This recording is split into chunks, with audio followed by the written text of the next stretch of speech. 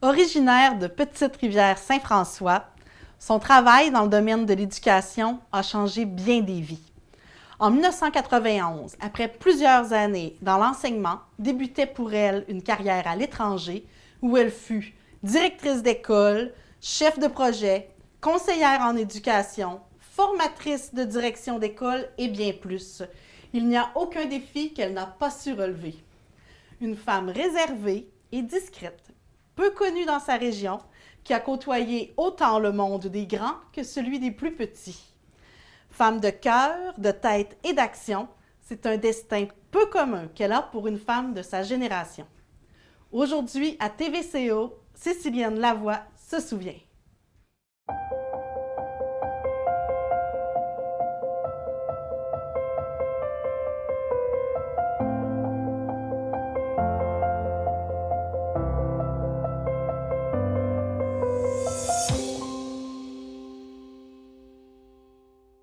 Alors bonjour, Madame Lavoie.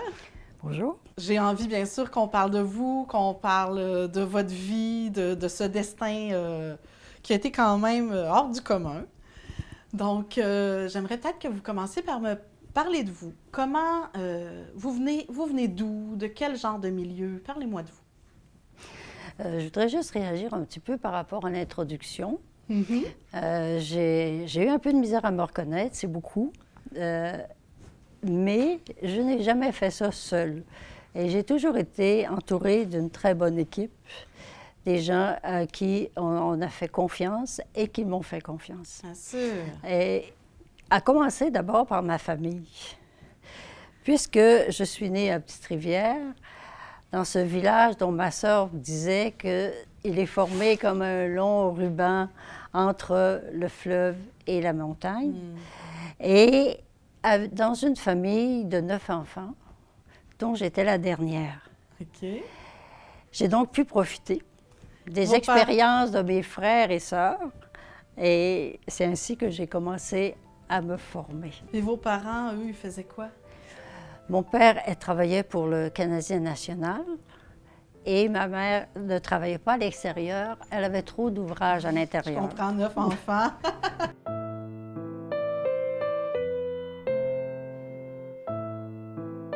Dans ma famille, la priorité, c'était l'éducation Ouais. et l'instruction. Mes parents en avaient souffert et il n'était pas question de décrochage beaucoup scolaire chez nous. Tout le monde devait suivre un parcours qui lui convenait, mais sans jamais vraiment mettre des pauses. Êtes-vous en train de me dire que les 9 enfants ont eu droit à des études? Oui. Et là, on parle des années 40, probablement. Oui. C'était... Oui, bien, parce que c'était important et que, comme moi qui étais la dernière, ma mère me disait, tes frères et tes sœurs l'ont eu, toi aussi. C'est une espèce d'être équitable aussi pour tout le monde. Est-ce qu'il y a d'autres membres de votre famille que c'est l'enseignement, l'éducation qui Oui. ont... On était quand même 7 personnes qui étaient dans l'enseignement.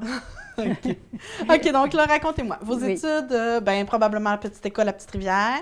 Oui. Ensuite? Ensuite, j'ai terminé mon secondaire et je me suis inscrite à l'École normale à Québec pour faire un brevet A qui était associé au bac en pédagogie par l'Université Laval. OK. Et ensuite, j'ai enseigné. J'ai enseigné 3 années ici à Baie-Saint-Paul.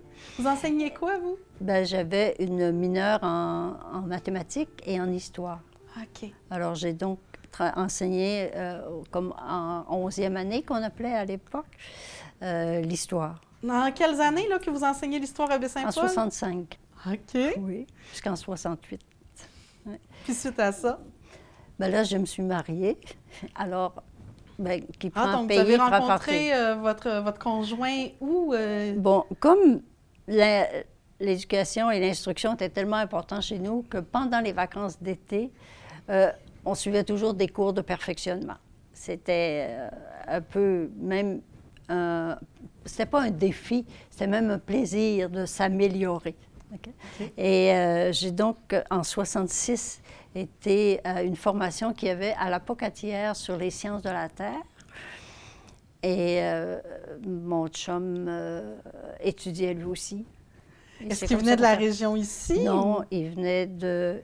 Il enseignait à Montréal, mais il demeurait à Saint-Sébastien, c'est-à-dire un petit village près de Lac-Mégantic. OK, OK. Donc là, vous rencontrez votre conjoint, vous vous mariez pendant que vous enseignez ici. Oui. Est-ce que c'est lui qui est venu vous trouver ou vous avez dû quitter? C'est moi qui est partie. Je suis allée à Montréal et après une année, mon conjoint il dit j'aimerais mieux, parce que c'était l'arrivée des polyvalentes et à l'endroit où il était, c'était tellement des formations de grosses usines, il y avait des 4000 élèves et tout, et la coordination était difficile aussi. C'est un enseignant lui aussi, votre conjoint? OK. Oui, un enseignant d'histoire. Et il est allé, on a vu qu'à Tête-Formande, il y avait des grands besoins d'enseignants. Et comme lui, c'était à une quarantaine de kilomètres de chez lui, mais on a décidé ensemble de dire oui, on va aller s'installer là. Et c'est comme ça on a été là presque une trentaine d'années. Pas toujours présent, mais on a eu des propriétés là pendant... OK. Et vous faisiez quoi, vous, à Thetford? Vous avez J'ai enseigné. J'ai enseigné aussi, et c'est là que j'ai continué ma formation, de telle sorte que pendant les étés et les hivers et tout, j'ai donc obtenu un bac en mathématiques, parce que c'est ce que j'ai enseigné là-bas. OK. Puis là, suite à ça, je sais que vous devenez directrice d'école à Thetford Mines. Oui, j'ai enseigné quand même une quinzaine d'années, là. Okay. Et ensuite, on m'avait demandé, parce que je faisais beaucoup d'expérimentation avec les élèves et tout, et le directeur adjoint à la pédagogie de la polyvalente prenait une retraite et il avait besoin d'un remplaçant. Et il est venu me voir et me dit, est-ce que ça t'intéresserait? En tout cas, on va faire la démarche pour que... J'ai donc été pendant une année la directrice adjointe en pédagogie. Et le directeur de la polyvalente est parti pour être dans un autre poste dans une autre ville. Et il n'y avait pas personne, fait qu'on m'a demandé de prendre l'intérim, le temps où on réfléchit sur les nouvelles structures des écoles. OK. Donc, vous avez fait la direction d'école durant combien d'années? Je parle à Thetford, là. 8 ans. OK. Et là, comme j'ai dit tout à l'heure, vous avez œuvré beaucoup à l'étranger. Comment c'est arrivé? Qu'est-ce qui se passe? Bon, c'est parce que pendant l'année qui a précédé mon départ pour l'étranger, mon loisir, c'était de faire partie de chorale.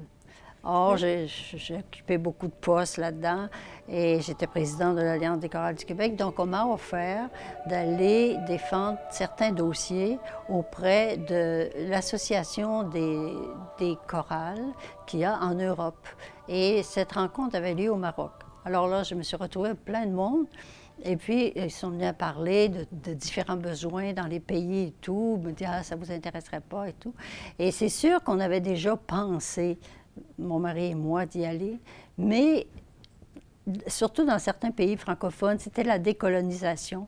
Et c'était très difficile d'y entrer parce que, bon, les gens étaient un peu perdus par les nouvelles responsabilités qui leur arrivaient. Alors, on n'y avait pas été.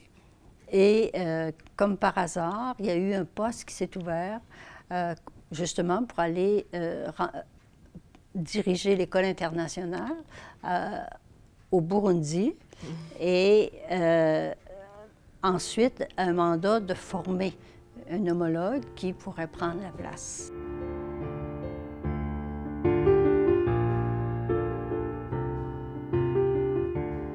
Vous m'avez conté que ça, c'est quand même... c'était ce dont vous aviez droit? Oui.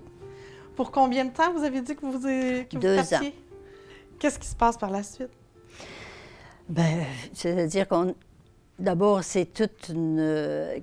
Quand on arrive dans un pays comme celui-là, d'abord, c'est pas facile. Ça prend 3-4 jours parce qu'il n'y a pas d'avion régulier, direct, qui passe par là. En tout cas, on y arrive.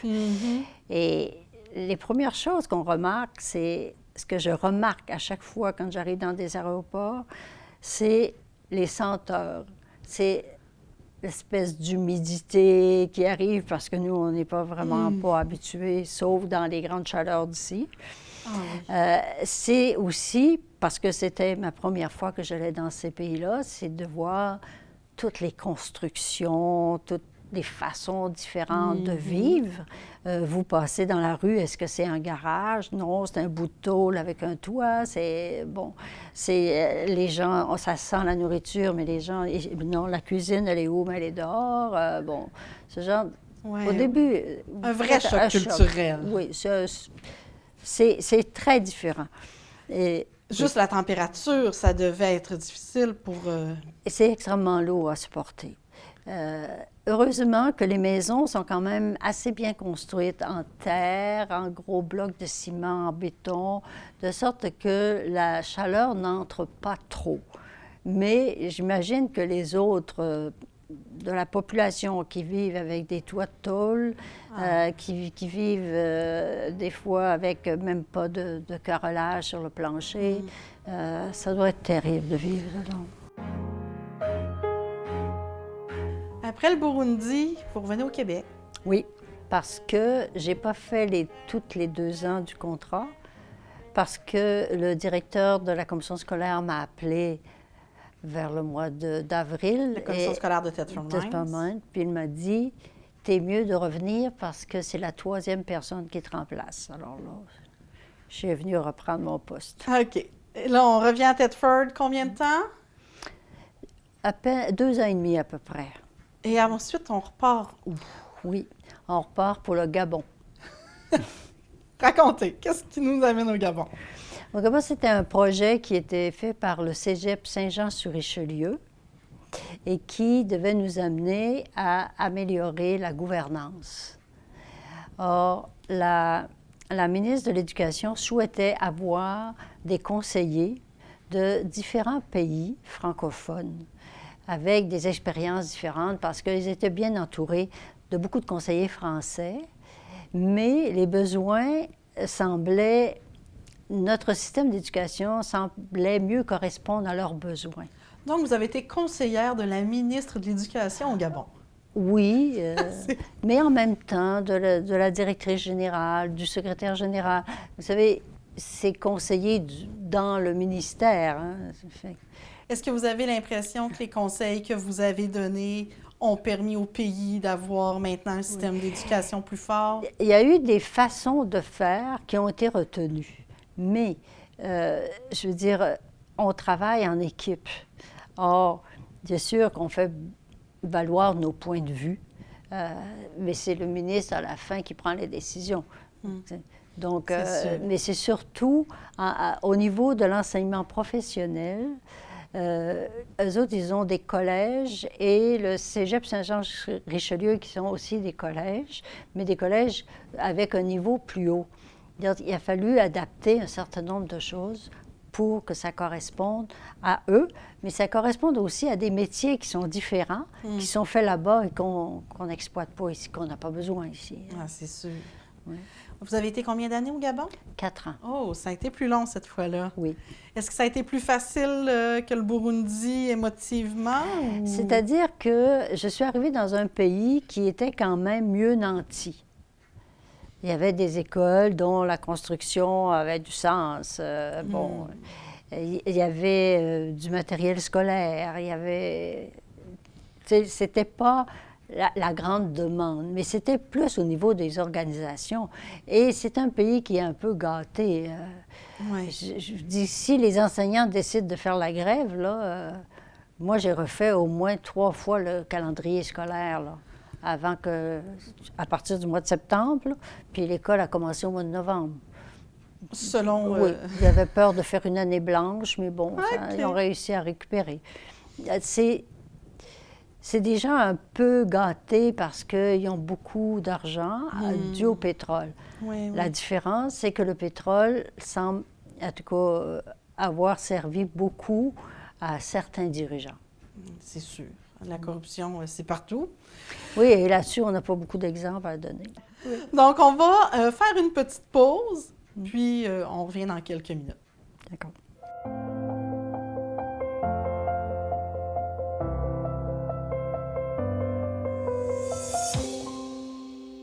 Madame Lavoie, ça, c'est l'œuvre qui vous parle. Voulez-vous m'expliquer pourquoi? Ça, c'est un aquarelle de la petite rivière Saint-François qui est pris sur le plateau, hein, tout près de la pente de ski. Tout présent ici. Oui, et ça a été fait par un enseignant de l'école où j'ai travaillé, qui était un professeur de chimie, mais qui a repris le pinceau et qui a excellé aussi là-dedans. Et ça m'a été offert pour souligner le 25e année d'éducation pour laquelle j'ai œuvré. Et j'ai trouvé ça tellement approprié qu'on m'offre mon petit coin de pays. Après le Gabon, qu'est-ce qui se passe? On se rend où cette fois-là? Bon, après le Gabon, là, j'ai fait un peu comme...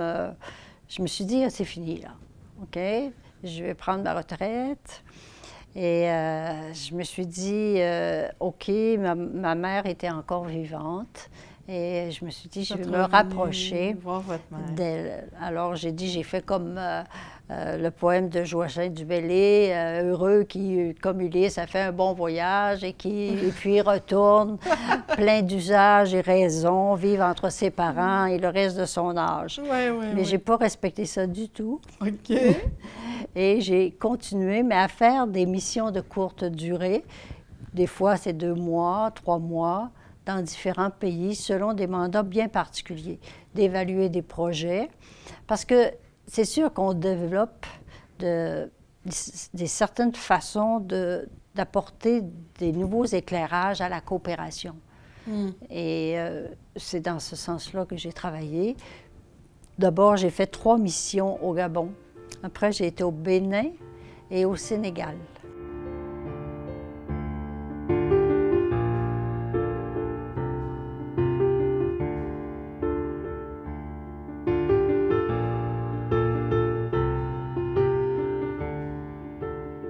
Je sais que vous avez beaucoup travaillé aussi en Haïti.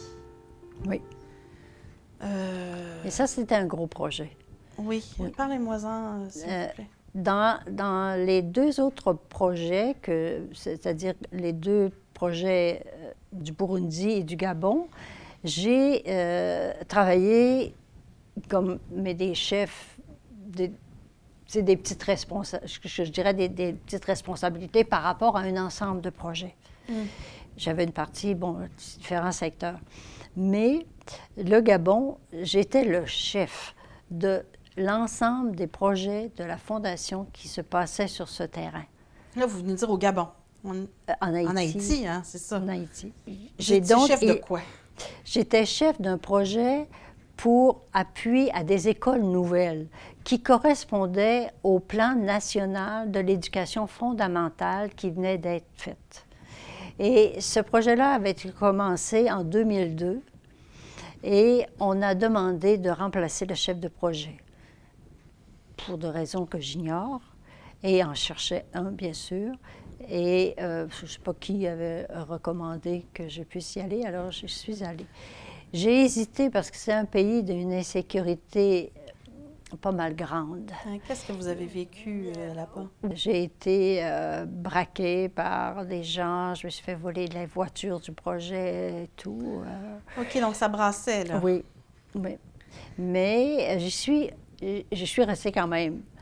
Vous avez été là combien de temps en Haïti? La valeur, pas 3 ans d'affilée, mais la valeur de 3 ans et plus. Et là, là-bas, c'est ça, vous avez côtoyé autant le peuple que les ministres, les dirigeants, les présidents, etc. Là. Oui, parce que c'était un projet bilatéral. Et le projet bilatéral, c'est des projets qui sont avec que le pays demande et que le gouvernement accorde. Donc, c'est les 2 gouvernements qui, à chaque fois, on doit faire des comités conjoints. Et c'est une gestion et une bureaucratie très lourde, parce que ce sont des fonds canadiens, il ne faut pas les dépenser pour rien. Et c'était quand même 9 millions de dollars. Et là-bas, vous construisiez des écoles, vous faisiez quoi? On a amélioré des écoles, On a agrandi des écoles, mais c'était des écoles existantes. OK. Mais on a construit quand même, et ça c'était le nouveau modèle qu'on appelait les EFACAP, des écoles de fondamentales d'application, plus des centres d'appui pédagogique. Nous avons donc construit 5 centres d'appui pédagogique qui permettaient d'abord de regrouper, qui étaient proches des différentes écoles, qui permettaient aux enseignants de venir chercher de la documentation, qui permettaient à tous les conseillers pédagogiques d'aider les enseignants dans leurs matières respectives.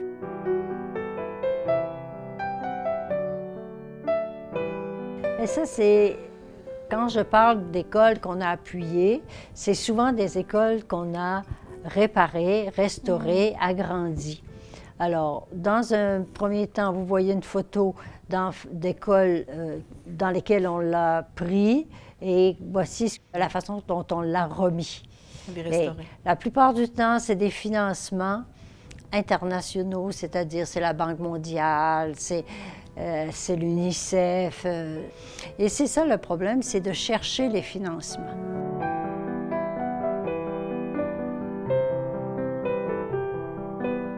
Non seulement on faisait ça, on appuyait aussi les populations pour que les écoles qu'on restaurait, pour les écoles qu'on appuyait ou qu'on fournissait du matériel, il fallait que la population, former des comités d'école, déjà les apprendre les rudiments de la démocratie. Quelque temps il a fallu donner aussi des cours d'alphabétisation pour qu'ils comprennent. Pour qu'ils soient responsables de leur école. Ils partaient de loin, là. Oui. Monsieur Lajoie, vous l'avez quand même côtoyé, là. Je vois présentement une photo où il est avec vous, là. Oui, il était venu pour on honorait monsieur pour les actions que la Fondation a fait en Haïti par rapport à la francophonie. Okay. Et pour souligner cet apport important, on avait demandé au secrétaire général de la francophonie d'être présent. Alors, c'est M. Hamdou Diouf qui est là, avec M. Paul Gérin Lajoie.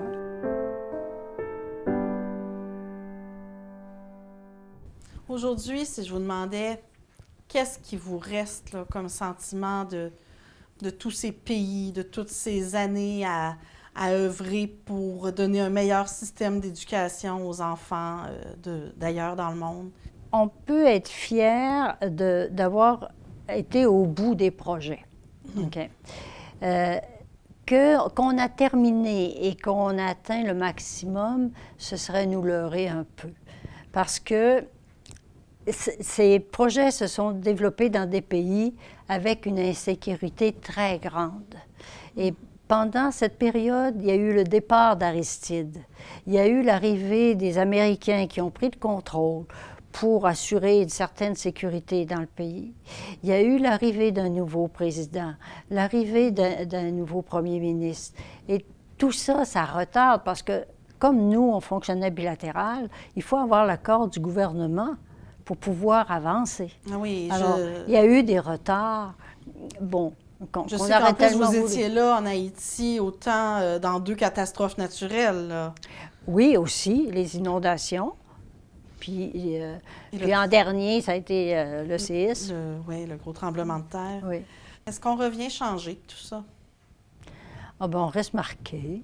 Et les premières fois qu'on revient, rentrer dans un magasin de grande surface, ça... C'est choquant? Oui. Ah oui, probablement. Est-ce que les rapports humains que vous avez eus là-bas étaient... je ne sais pas, étaient mémorables? Est-ce que vous avez gardé des amitiés? Ils étaient très cordiaux.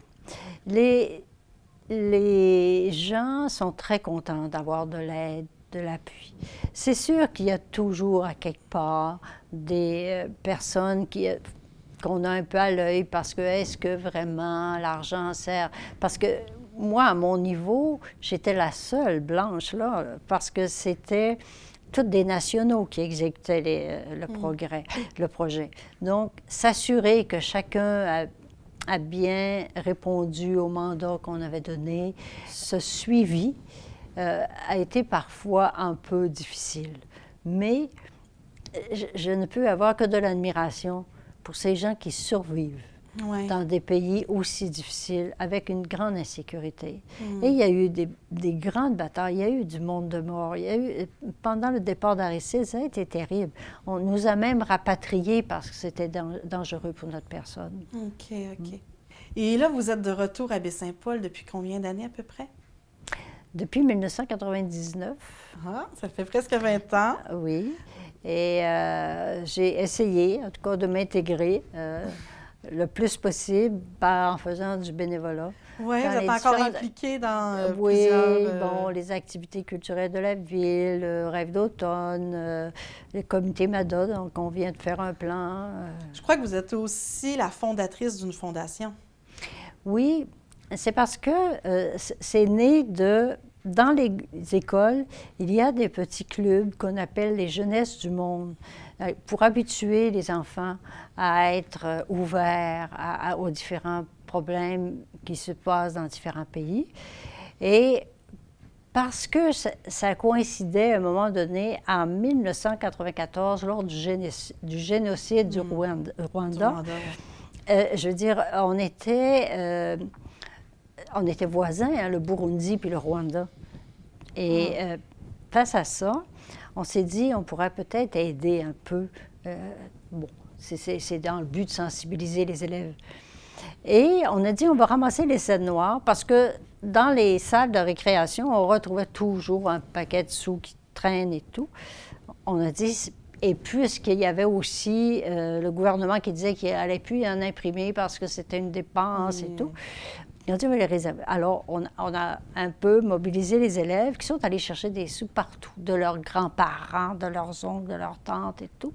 Et dans un mois, ils ont même fait, même dans les centres commerciaux, ils avaient leur boîte, ils apportaient pour... Et on a ramassé 5 000 $ Que vous avez envoyé au Rwanda.